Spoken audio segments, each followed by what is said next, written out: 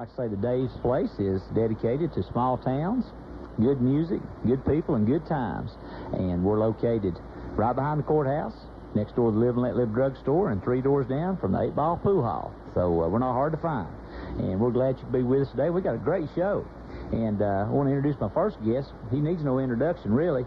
If you're from Monroe County or anywhere in East Tennessee, you will recognize this name, and that's the Honorable Charles Hall. Welcome, Charles.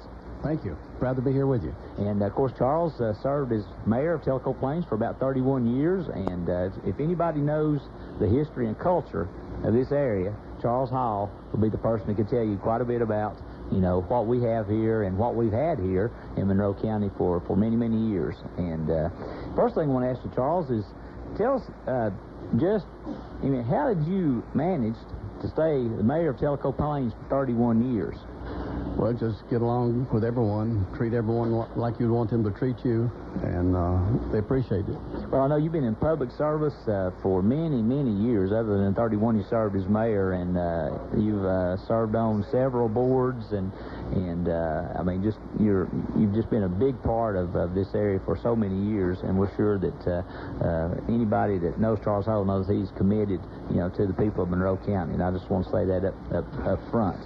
But anyway, I know that in the 31 years that you served as mayor up there, you probably saw a lot of people come and go. And tell us a little bit about, you know, some of the changes in those 31 years that you think has probably determined what we see around Tellico Plains today. Well, when I was first elected in 1951, very few streets were paved. The conditions were just pretty low. We didn't own a police car, had a $200 fire truck and things of that type. So $200 fire truck? So, no police car? No. So, you know, it was so closely to World War II that everything was gone. The population was greater than it is today. But the Really? people now have moved out into the rural areas and built new homes and abandoned the older homes in town. The area as a whole is, of course, growing and is much larger than it was at that time.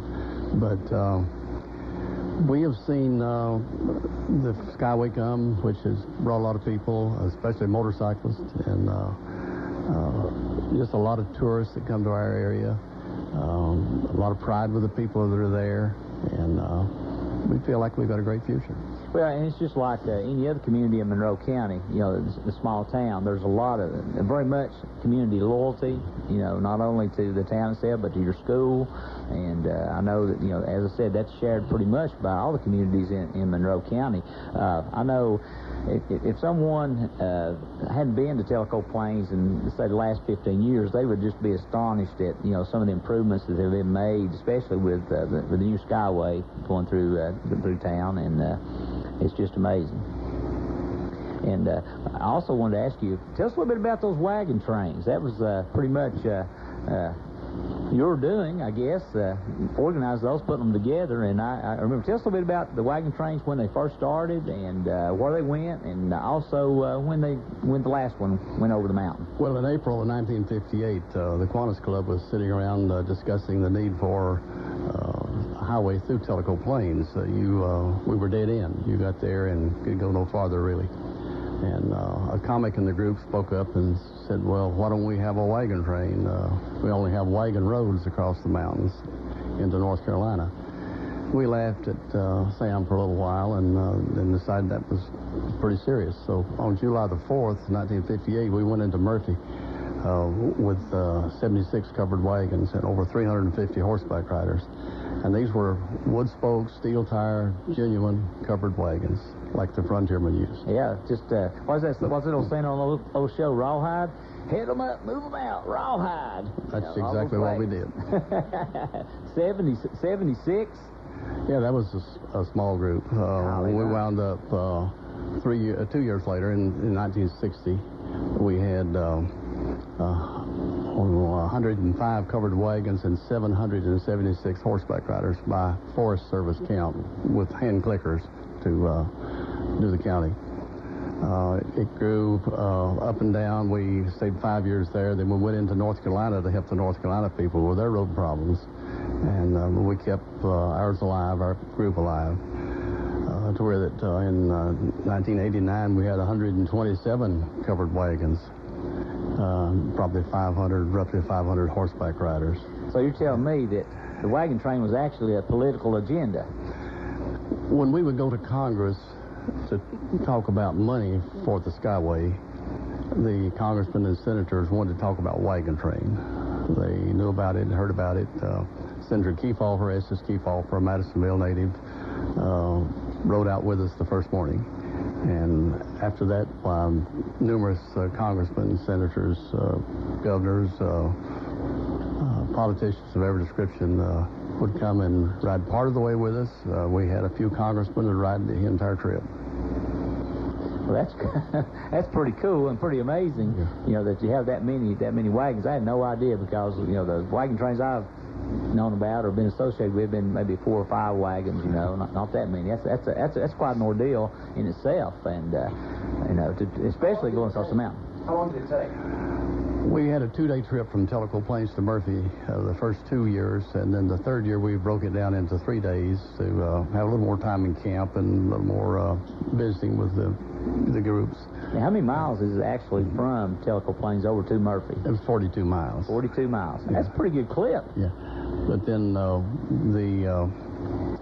5th trip we went into Robbinsville and up to Andrews, which would have been 50 miles through Robbinsville and another 12, 14 across the mountain into Andrews, and then begin to help the North Carolina people with their road problems. Right. Well, another thing I wanted to ask you about is about, you know, Tellico Telephone. And tell us a little bit about the history of Tellico Telephone. I mean, we're so in such a, you know, I guess communication age now with cell phones and everything else. Tell us a little bit about, you know, the Tellico Telephone Company, how it started, and your association with it through the years. Well, of course, the company started, the first telephone came to Tellico Plains in 1902, and they were old magnetos, the crank-type telephones, and I bought Tellico Telephone, the old company, with magneto service in 1954. That was in November to take over operations January the 1st, 55. And in November of 56, I converted it to dial. And that same year, 56, I purchased Niota and Von Orr, converted those to dial in 57. 58, I purchased Riceville and converted it to dial on July the 1st, 1959. I kept it all until February of 1985 and sold to TDS, the present owner. How many subscribers did you have, maybe say your peak? When I sold, I had about 5,000. About 5,000. Yeah, well, I bought 180 in Tellico Plains on the old magneto system, that no lines outside town. I bought 170 in Niota. There was 26 installed in Von Orr, and 13 of them working the day I bought it.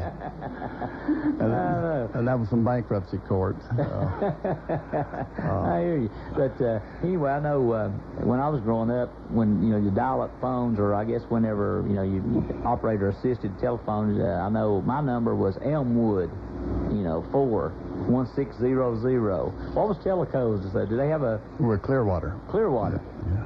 So it's like CLR? CL, just CL plus, CL, plus okay. the digits. Right, okay, plus the digits. All right, that's just kind of interesting. You know, what was Von Orr? Do you remember? Fulton, FU. FU? Yeah. I'm not going to follow that one up, that's for sure. Only in Dave's place can you hear those type of stories, that's for sure. But, you know, we're going to go to a track here in a second, but we want to talk just a moment about the museum you've got up there on the Cherryhala Skyway.